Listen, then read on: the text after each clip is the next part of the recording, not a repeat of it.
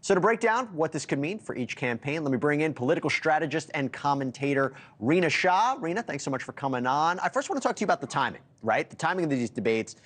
It's early in the election cycle, I believe. Does that Sure. help or hurt Biden or Trump? Talk to me about it.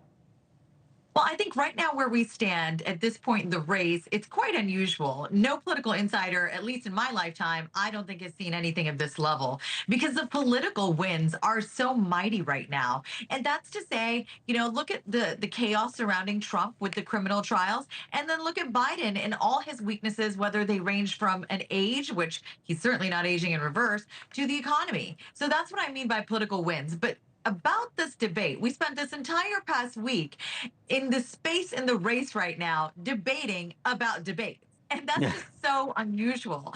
So I think right now the campaigns are sort of trying to recalibrate, figuring out how to move forward quite sensibly. And what that really means is that the Trump campaign is putting the ball back in Biden's court. He's agreeing to more debates, Trump is, so to make Biden look like a coward, that if he doesn't present, it makes it look like he's scared of something. Again, a very unusual spot in the race right now, Jesse. We don't know how this is going to get gamed out. That's so interesting. So Biden would want the debate to try to re-up his approval numbers, say he could take on Trump. Sure. Trump kind of putting him in the corner there. I get that. Now, I want to talk to you because this is a little bit different. If we could put this up, these are the Biden campaign outlined certain demands to the debates. So if we could take a look at it, no live audience, microphones can be cut off, media outlets were limited to those who previously hosted a debate. Why such specific demands here, Rina? Well, everybody is worried about this going off the rails for Biden because if it looks like Biden isn't in control, that makes him look a little bit more weak. So you've got to set up a set of circumstances that makes him appear to be in control because Trump thrives when, again, he's able to eat up the airtime, which means suck up oxygen by making points that could be true or false. We know Trump likes to put out a fair amount of his own set of alternate facts, I'll say.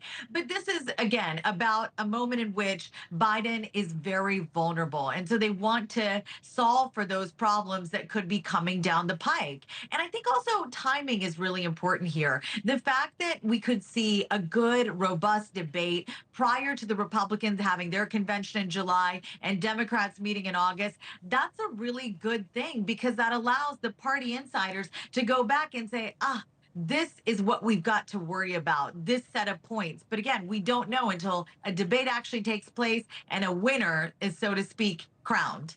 And will that winner be RFK? Because there is a debate about him. There is a debate about it, whether or not he will be a part of the debate, right? So he is making efforts to qualify for the debate. Will he? Are we going to see him on that stage?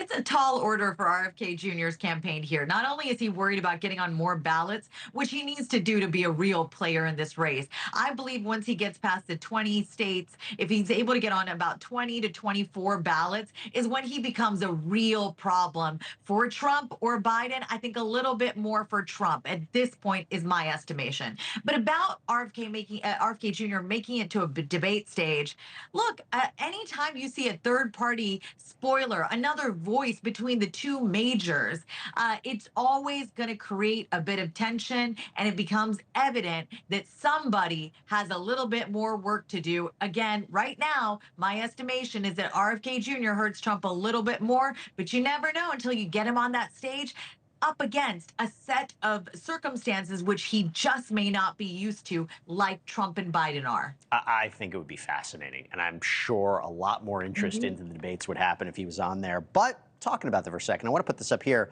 This is a NewsNation Twitter poll. So 92% of people said that the debates will not change their minds.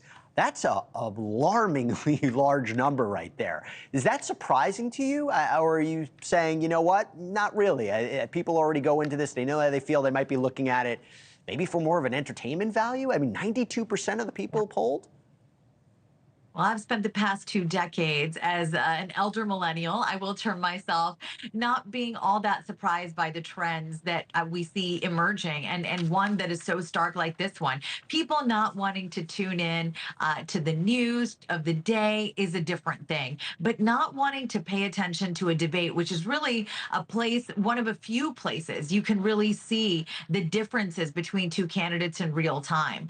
Hey, thank you for watching. Please go to newsnationnow.com, newsnationnow.com, and you can find News Nation on your television provider. And don't forget to click the red subscribe button down below.